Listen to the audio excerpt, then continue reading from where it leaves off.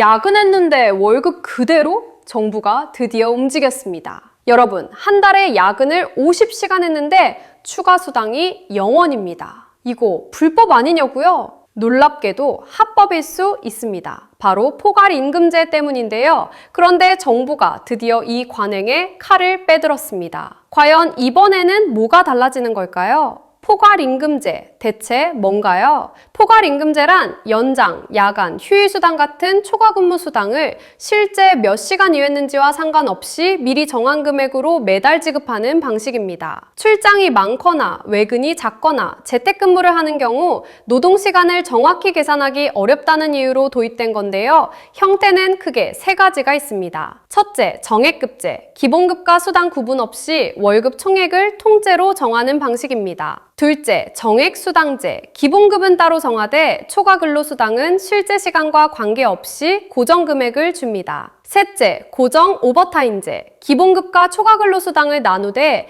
약정 시간을 넘기면 차액을 지급하는 방식이죠. 중요한 점은 이 제도가 법에 명시된 게 아니라는 겁니다. 판례를 통해 관행적으로 인정되어 온 건데요. 민주노총 조사에 따르면 노동자 10명 중 4명 이상이 이 제도를 적용받고 있다고 합니다. 그럼 이게 왜 문제가 되는 걸까요? 여기서부터가 진짜 중요합니다. 뭐가 문제인가요? 제도 자체가 나쁜 건 아닙니다. 문제는 악용될 때 생깁니다. 예를 들어 볼게요. 월 20시간 초과근무 수당이 포함된 계약을 했는데 실제로는 40시간, 50시간을 야근해도 추가 수당은 한 푼도 못 받는 겁니다. 이게 바로 공짜노동입니다. 더 심각한 건 이 구조가 과로를 부추긴다는 점이에요. 어차피 추가 수당을 안 줘도 되니까 회사 입장에서는 야근을 시키지 않을 이유가 없는 거죠. 그래서 노동계는 오랫동안 포괄임금제 금지를 요구해왔고 이재명 대통령도 대선 공약으로 근로기준법 개정을 약속한 바 있습니다. 그래서 이번 해 나온 지침 정말 실효성이 있는 걸까요? 이번 지침 뭐가 바뀌나요? 고용노동부가 이번에 내놓은 지침의 핵심은 세 가지입니다. 첫째, 기본급과 수당을 반드시 구분해서 적어야 합니다. 임금명세서에 기본급과 수당을 뭉뚱그려 놓는 정액급제 방식은 더 이상 안 됩니다. 얼마가 기본급이고 얼마가 수당인지 투명하게 밝혀야 해요. 둘째, 차액 지급 의무입니다. 고정 초과근로수당이 실제 일한 시간에 따른 법정수당보다 적으면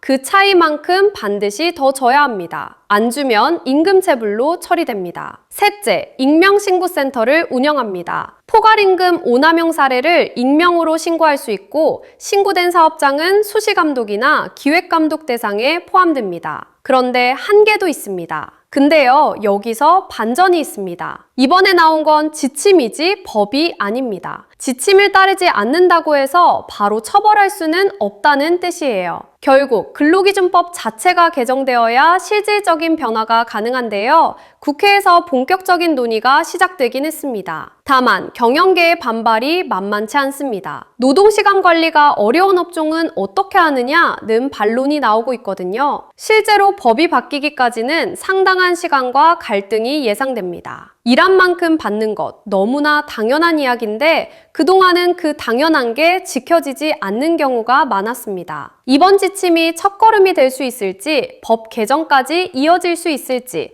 앞으로도 지켜보겠습니다. 혹시 여러분도 포괄임금제 때문에 억울했던 경험 있으신가요? 댓글로 나눠주세요. 오늘 영상이 도움이 되셨다면 좋아요와 구독 부탁드립니다. 다음 영상에서 뵙겠습니다.